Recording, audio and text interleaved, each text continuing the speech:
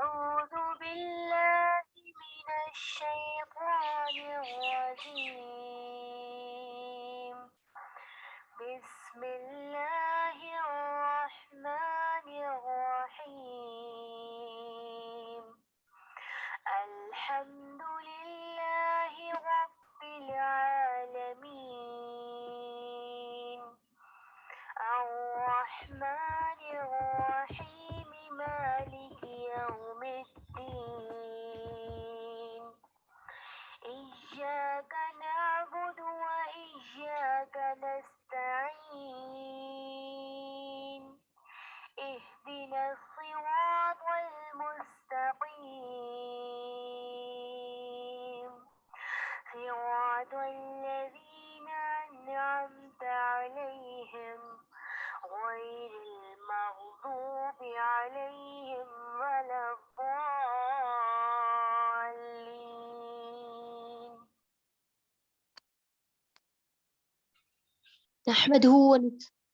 نحمده ونصلي على رسوله الكريم أما بعد فأعوذ بالله من الشيطان الرجيم بسم الله الرحمن الرحيم رب اشرح لي صدري ويسر لي أمري واحلل عقدة من لساني يفقهوا قولي رب زدني علما اللهم فقهنا في الدين آمين. جی پچھلی آیات میں ہمیں اللہ تعالیٰ کا ہم نے مزید تعارف پڑھا. ٹھیک ہے. هو الذي جعل لكم الأرض ذلولا فامشوا في مناكبها. وہی ہے جس نے بنایا تمہارے لیے زمین کو تابع، پس چلو اس کے اطراف میں اور کھاؤ اس کے رزق میں سے، وَإِلَيْهِ النُّشُورُ اور طرف اسی کے دوبارہ اٹھنا ہے. کہ اللہ تعالیٰ نے کہا کہ زمین جو ہے تمہارے لیے بنائی گئی ہے، تمہارے تابع کی گئی ہے، تم اس کے اندر چلو پھرو اور اس کے رزق میں سے کھاؤ، وہ جو تمہیں نکال کے دیتی ہے، جو اس کے اندر اناج اگایا جاتا ہے اس میں سے کھاؤ اور طرف اسی کے دوبارہ اٹھنا ہے. اور کہا گیا کہ یہ نہ ہو کہ زمین کے فائدوں کے اندر تم اس قدر غرق ہو جاؤ، اس قدر کھو جاؤ کہ تمہیں یہی یاد نہ رہے کہ میں نے واپس بھی جانا ہے، میں نے واپس اللہ کے پاس جانا ہے اور اللہ کے سامنے پیش ہونا ہے. تو یہ نہ ہو کہ زمین کے فائدوں میں اس قدر کھو جاؤ اور میرے پاس آنے والا بھول ہی جاؤ. ٹھیک ہے. تو یہ بات کہی گئی. اس کے بعد آیت نمبر 16 میں ہے أَأَمِنْتُمْ مَنْ فِي السَّمَاءِ أَنْ يَخْسِفَ بِكُمُ الْأَرْضَ. کیا بے خوف ہو گئے تم، یعنی کہ کیا تم امن میں آ گئے، من فی السماء اس سے جو آسمان میں ہے، یعنی کیا تم بے خوف ہو گئے ہو اللہ سے. من فی السماء سے مراد ہے اس سے جو آسمان میں ہے، یعنی کہ اللہ تعالیٰ. ان یخسفا کہ وہ دھنسا دے بکم الارض تمہیں زمین میں. ٹھیک ہے. یکسفا سے مراد ہوتا ہے خسف، کہتے ہیں زمین کا پھٹنا اور انسانوں کا اس میں دھنس جانا. ٹھیک ہے. اسے کہتے ہیں خسف. یہ یک صفہ ہے نا ورڈ، تو خسف کہتے ہیں زمین کا پھٹنا اور انسانوں کا اس کے اندر دھنس جانا. ٹھیک ہے. تو کیا کہا جا رہا ہے، کیا تم بے خوف ہو گئے اللہ تعالیٰ سے کہ وہ تمہیں زمین میں غرق کر دے؟ کیا تمہیں ڈر نہیں لگتا کہ وہ تمہیں زمین کے اندر غرق کر دے؟ ٹھیک ہے. فائزہ تو اچانک کیا تمور وہ لرزنے لگے. ٹھیک ہے. کیونکہ یہ بات اس لیے کی گئی کہ اللہ تعالیٰ کے حکم سے جو ہے وہ زمین ٹھہری ہوئی ہے. ٹھیک ہے. زمین اللہ تعالیٰ کے حکم سے ٹھہری ہوئی ہے. اگر چاہے وہ اللہ تعالیٰ تو یہ تمہیں نگل جائے، کوئی کام نہ تمہیں کرنے دے، تمہیں اوپر ٹھہرنے ہی نہ دے. ٹھیک ہے. تمہیں یہ دھنسا دے، لیکن یہ اللہ کے حکم سے یہ کھڑی ہوئی ہے، تمہیں ہر کام اس کے اوپر کرنے دے رہی ہے. تم جو بھی کرتے ہو یہ تمہیں کچھ کہتی نہیں ہے. ہم اس سے اتنے زیادہ فائدے حاصل کرتے ہیں، اتنے زیادہ کہ ان گنت فائدے ہم اس سے حاصل کرتے ہیں. ٹھیک ہے. تو اللہ تعالیٰ کہہ رہی ہیں یہ صرف میرے حکم سے ہی کھڑی ہوئی ہے. اگر یہ میں چاہوں تو میں تمہیں اس کے اندر غرق کر دوں، یہ زمین تمہیں نکل جائے، لیکن یہ ایسا نہیں کرتی کیونکہ اللہ تعالیٰ نے اس کو حکم ایسا نہیں دیا کرنے کا. ٹھیک ہے. تو دیکھیں ایسا نہیں ہوتا کہ آپ نافرمانی کریں تو اللہ تعالیٰ فوراً زمین کو حکم دیں کہ اس کو غرق کر دو، اس کو اپنے اندر دھنسا دو. ایسا تو نہیں ہوتا نا. اس طرح قرآن میں ایک اور جگہ بیان ہوا ہے کہ اگر اللہ تعالیٰ انسانوں کو ان کی غلطیوں پر پکڑنا شروع کر دینا تو زمین پر ایک جاندار بھی باقی نہ رہے، سب ختم ہو جائیں. ٹھیک ہے. تو یہ یہاں پر خوف کا مقام ہے. اللہ تعالیٰ یاد کرا دیں تمہیں ڈر نہیں لگتا کہ میں تمہیں زمین میں دھنسا دوں، تمہیں زمین میں غرق کر دوں. کہ تم بے خوف ہو گئے ہو. امین تم، کیا تم امن میں آ گئے ہو؟ کیا تمہیں بالکل ڈر نہیں لگتا؟ ٹھیک ہے. تو ڈرنا چاہیے کہ ہم زمین کی پیچھ کے اوپر ہیں. اگر اللہ تعالیٰ نے حکم دیا تو یہ تو دھنسا دے گی، ہمیں اندر لے جائے گی. اس ٹائم ہم کیا کر سکیں گے؟ کیا کچھ کر سکیں گے؟ کچھ بھی نہیں کر سکیں گے. فار ایگزامپل تھوڑا سا امیجن کریں زمین پھٹ جائے، کیا ہوگا؟ اندر دھنس جائیں گے. تو اللہ تعالیٰ کہہ رہے ہیں کہ تمہیں ڈر نہیں لگتا، کیا تم بے خوف ہو گئے ہو؟ یہ تو میرے حکم کے تابع ہے، اس لیے جو ہے یہ کچھ بھی نہیں کر رہی، تمہیں جو ہے غرق نہیں کر رہی، تمہیں دھنسا نہیں دے رہی، لیکن اگر میں نے حکم دیا اس کو اور تم نافرمانی کرتے رہتے ہو، تمہیں ڈر نہیں لگتا کہ میں اس کو حکم دوں کہ یہ تمہیں دھنسا دے؟ ٹھیک ہے، تو یہ صرف اللہ کے حکم سے ٹھہری ہوئی ہے. ٹھیک ہے، تو یہی بات کہی جا رہی ہے کہ کیا تمہیں اس کی پیٹھ پر گناہ کرتے ہوئے ڈر نہیں لگتا؟ یہ بات کرنے کا یہ مقصد ہے. ٹھیک ہے، أَأَمِنْتُم مَّن فِي السَّمَاءِ أَن يَخْسِفَ بِكُمُ الْأَرْضَ فَإِذَا هِيَ تَمُورُ. کیا بے خوف ہو گئے تم اس سے جو آسمان میں ہے کہ وہ دھنسا دے تمہیں زمین میں، تو اچانک وہ لرزنے لگے. تو اچانک وہ لرزنے لگے یعنی کہ وہ ہلنے لگے. اس کی ہم مثال وہیں سے لے سکتے ہیں کہ تھوڑی سی زمین ہلتی ہے، زلزلہ آتا ہے تو ہماری جانیں نکل جاتی ہیں، اسی ٹائم اللہ اللہ ہونے لگ جاتی ہے. ویسے لوگ اللہ کو یاد نہیں کرتے. ٹھیک ہے، لیکن جب زلزلہ آتا ہے تو سب کی زبان پر ایک ہی بات ہوتی ہے، اللہ کا ذکر. کیا ہوتا ہے؟ ڈر جاتا ہے نا انسان کہ ابھی یہ نہ ہو بلڈنگ گر جائے، ابھی یہ نہ ہو گھر گر جائے، ابھی یہ نہ ہو کوئی چیز گر جائے، کوئی میرے اوپر کچھ نہ گر جائے. سب انسان لوگ جو ہوتے ہیں گھروں سے باہر نکل جاتے ہیں کہ کوئی چیز گر نہ جائے. سوچئے کہ زمین کتنا ہلکا سا بھی ہلتی ہے اور ہماری جانیں نکل جاتی ہیں.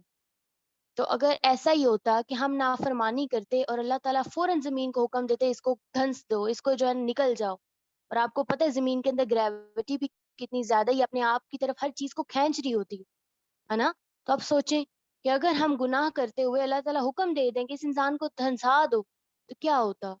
لیکن اللہ تعالیٰ بہت زیادہ رحیم و کریم ہے. اللہ تعالیٰ کو ہوتا ہے کہ میرا بندہ توبہ کر لے گا، میرا بندہ پلٹ آئے گا، تو اللہ تعالیٰ ہمیں مہلت دیتے جاتے ہیں. یہ اللہ تعالیٰ کی رحمت ہے جو بہت زیادہ وسیع ہے، لیکن ہم پھر بھی اللہ کا شکر ادا نہیں کرتے، ہم پھر بھی ناشکری کرتے ہیں، ہم پھر بھی صبر سے کام نہیں لیتے. جو چیز ہمارے پاس نہیں ہے ہمیں وہ نظر آتی ہے، جو چیزیں ہمارے پاس ان گنت نعمتیں ہیں نا ہم ان پہ اوپر نظر نہیں رکھتے. اگر آپ اپنی نعمتیں گننا شروع کریں نا آپ گن ہی نہیں سکتے.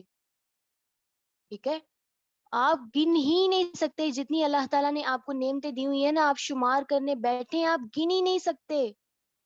اور یہ ایک حقیقت ہے کہ آپ اللہ کی نعمتوں کا شمار نہیں کر سکتے.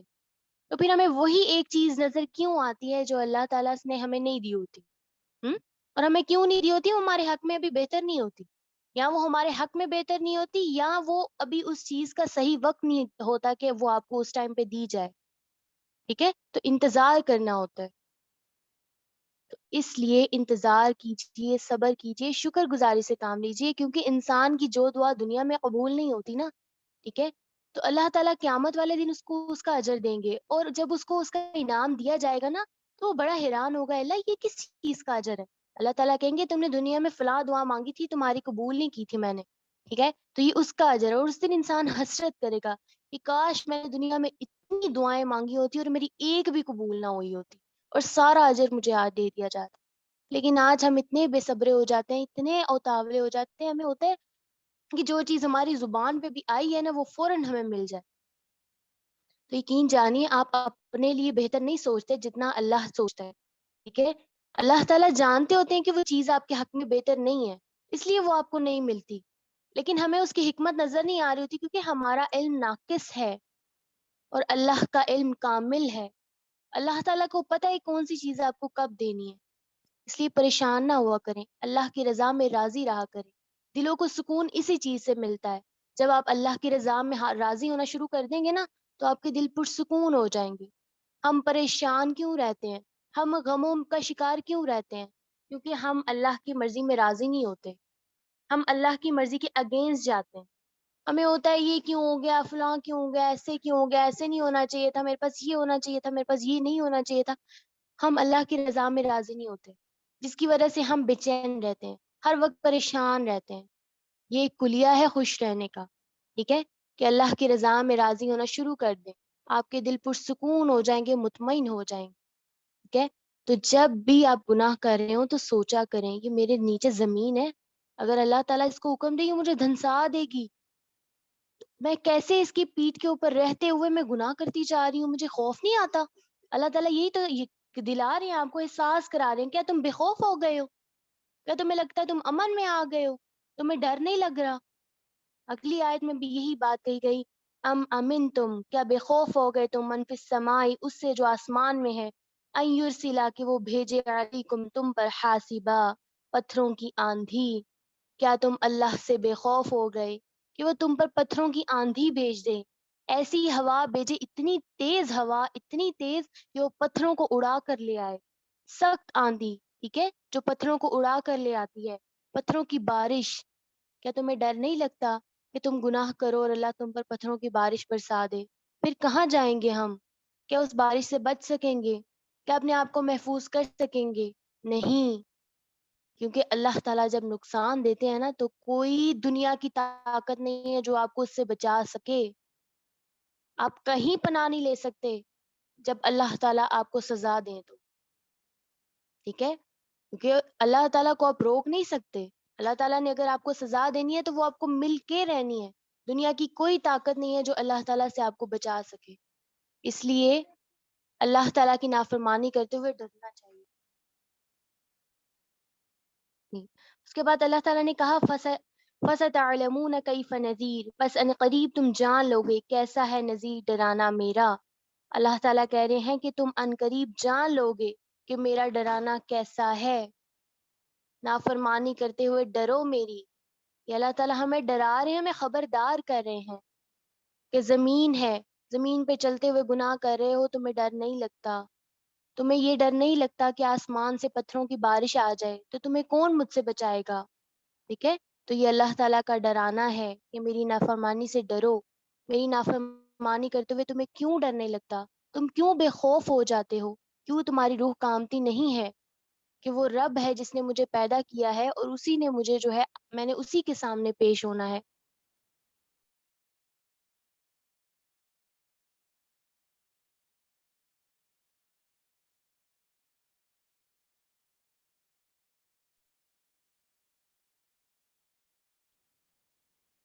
کیا بے خوف ہو گئے تم اس سے جو فی السماء آسمان میں ہے، ان یرسلا کہ وہ بھیجے علیکم تم پر حاسبا پتھروں کی آندھی. فستعلمون پھر انقریب تم جان لو گے کیفا کیسا ہے نذیر، ڈرانا میرا. Okay؟ یہ آج کی ہماری تفسیر تھی. تو آج آپ نے یہ اپنا جائزہ لینا ہے. کیا مجھے اللہ کا ڈر ہے؟ کیا میں بے خوف ہو گئی ہوں؟ میں نافرمانی کرتی ہوں تو مجھے ڈر نہیں لگتا؟ اگر ایسا ہے نا کہ اگر آپ کو گناہ کرتے ہوئے کچھ ہوتا نہیں ہے، آپ کے دل میں احساس شرمندگی نہیں ہوتا، آپ کو احساس نہیں ہوتا کہ آپ گناہ کر رہے ہیں، تو اللہ سے توبہ کریں. یہاں پہ توبہ کی ضرورت ہے کیونکہ آپ کے دل پھر سیاہ ہو چکے ہیں، آپ کے دلوں پہ مہر لگ چکی ہے. یہ وہ حدیث جو میں نے آپ کو پچھلے لیکچرز میں بتائی تھی کہ انسان جب ایک گناہ کرتا ہے تو اس کے دل پر سیاہ دھبا پڑ جاتا ہے، لیکن جب وہ توبہ کرتا ہے تو دل صاف ہو جاتا ہے. لیکن اگر پھر وہ گناہ کرتا چلا جائے تو اس کا وہ سیاہ دھبا بڑھتا چلا جاتا ہے اور آخرکار دل سیاہ ہو جاتا ہے. اور یہ ایسا مقام ہوتا ہے جہاں پر انسان کو اس کے گناہ بھی گناہ نہیں لگتے، اس کو کوئی احساس شرمندگی نہیں ہوتا، وہ گناہ پہ گناہ کرتا چلا جا رہا ہوتا ہے، اس کو ذرا احساس نہیں ہوتا. ٹھیک ہے، آپ یہ فیل کریں گے. آپ ایک دفعہ گناہ کریں گے نا، آپ کے دل میں آئے گا یہ گناہ ہے، میں نے کیوں کیا. لیکن پھر آپ اپنے ضمیر کو دلاسے دیتے ہیں، کوئی نہیں، کر لیا، چلو نیکسٹ نہیں کروں گی. پھر آپ کر لیتے ہیں، اچھا پھر کر لیا، پھر آپ اپنے ضمیر کوئی نہیں، میں نے اس وجہ سے کیا ہے نا، اپنے آپ کو تسلیاں دیتے ہیں اپنے ضمیر کو. وہ کیا ہوتا ہے، آپ کا ضمیر پھر آپ کو ملامت کرنا چھوڑ دیتا ہے. آپ اپنے ضمیر کو نا وہ تھپکیاں دے دے کے سلا دیتے ہیں، پھر وہ بولتا نہیں ہے، وہ سو جاتا ہے. تو یہاں پر ڈرنے کا مقام ہے، خوف کا مقام ہے. کیا میرا دل سیاہ ہو چکا ہے؟ ٹھیک ہے، کہ مجھے ڈر ہی نہیں لگتا. یہ زمین ہے جو اللہ کے حکم کے تابع ہے، اللہ کے حکم سے جو ہے ہماری تابع اللہ تعالیٰ نے کی ہوئی ہے، لیکن حکم تو اللہ کا مان رہی ہے نا کہ وہ ٹھہری ہوئی ہے. اللہ نے اس کو ہمارے تابع کیا ہوا ہے، یعنی کہ ہماری ضروریات پوری کرنے کے لیے ہمیں اس کو رکھا ہوا ہے. لیکن کیا ہمیں ڈر نہیں لگتا کہ اگر وہ ہلے، وہ ہمیں کھا جائے، ہمیں دھن سا دے تو ہم کیا کریں گے، کہاں جائیں گے؟ تو یہ اللہ تعالیٰ کا ڈرانا ہے. اللہ تعالیٰ نے کہا فَسَتَعْلَمُونَ كَيْفَ نَذِيرٌ، پسند قریب تم جان لو گے کیسا ہے ڈرانا میرا. اس لیے ڈریے کہ یہ نہ ہو کہ آسمان سے پتھروں کی بارش نازل ہو جائے. کہاں جائیں گے ہم؟ زمین دھنسا دے، کہاں جائیں گے ہم؟ تو یہ لمحہ فکریہ ہے. آج آپ نے اپنا جائزہ لینا ہے کہ مجھے ڈر لگتا ہے یا نہیں لگتا. کیا جب میں گناہ کر رہی ہوتی ہوں میرے ذہن میں یہ باتیں آتی ہیں کہ ایسا نہ ہو کہ زمین دھنسا دے مجھے، کہیں ایسا نہ ہو کہ آسمان سے پتھروں کی بارش ہو جائے. ٹھیک ہے، چلیں اب تھوڑا سا دیکھ لیتے ہیں اپنی حفظ کو.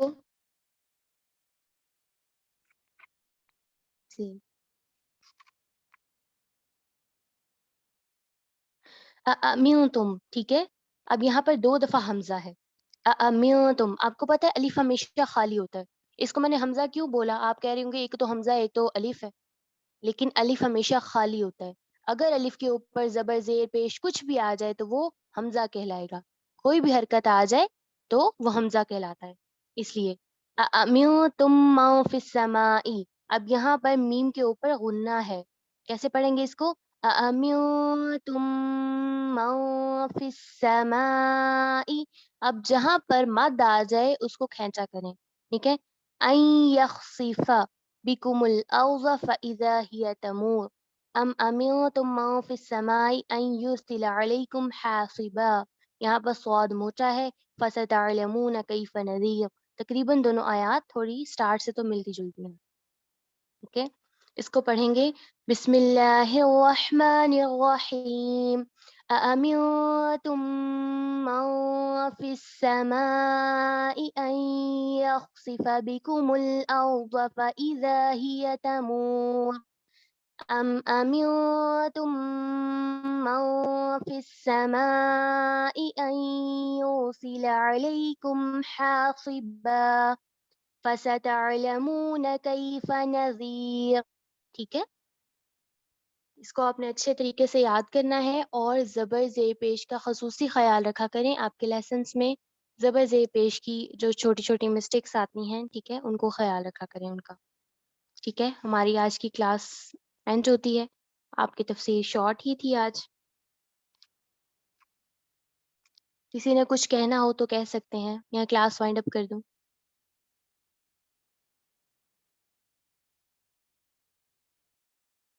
चलें, ठीक है। सुब्हानकल्लाहुम्मा व बिहम्दिका नशहदु अल्ला इलाहा इल्ला अंता नस्तगफिरुका व अतूबु इलैक। अस्सलामु अलैकुम व रहमतुल्लाहि व बरकातुहू। वालेकुम अस्सलाम व रहमतुल्लाहि व बरकातहू।